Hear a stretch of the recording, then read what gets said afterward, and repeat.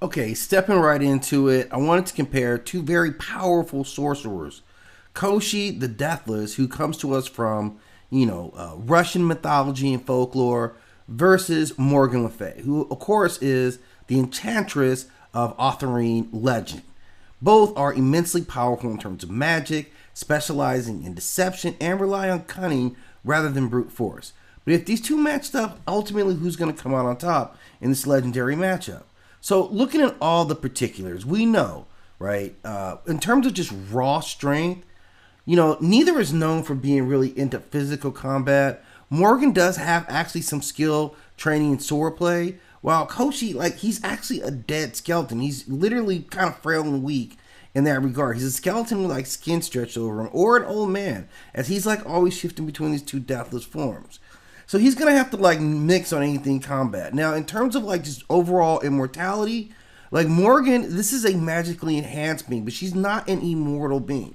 So Koschei actually can't die. His soul sits outside of his body. It's a needle inside of an egg, inside of a duck, inside of a hare, locked into a chest, buried beneath a tree on this specific island. So he can't really die unless you can get a hold of that. So she can't kill him, but he can kill her. Now, on a lot of levels, we look at speed, agility, both are going to use magic and teleportation to avoid attacks, but I think Morgan has far greater durability due to her ability to fly and to levitate, which you've seen from her. So I'm going to give her an edge there. And in combat skills, it's going to get a little dicey too. Now, Koschei relies more on trickery, necromancy, and curses, right? He's not really trying to go head up with her, and that's not ultimately what he is. So if I look at these two and look at their magic set, this is where it gets really, really dicey.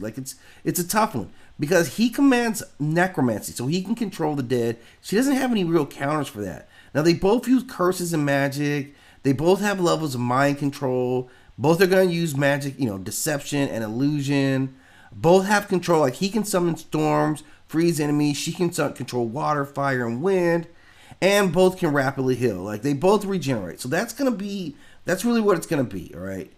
But his overall strength in necromancy is just, I think, the lens. She's superior in the illusions and stuff like that. But, man, this is really where I'm looking at. His greatest strength is in his hidden soul. She can't really do that damage, but being able to summon others to kill her, I think, is the real advantage right here. So I'm going to go a slim edge. Man, I still feel like she's got a shot. No. I'm going with this dude. I don't see how she handles him if he chooses to perform some necromancy and summon the dead, and you can't kill him. So I'm going to go with him. I'm going to say 60% of the time. So if we run it back 10 times, I'm going to say he gets 6 pretty easily.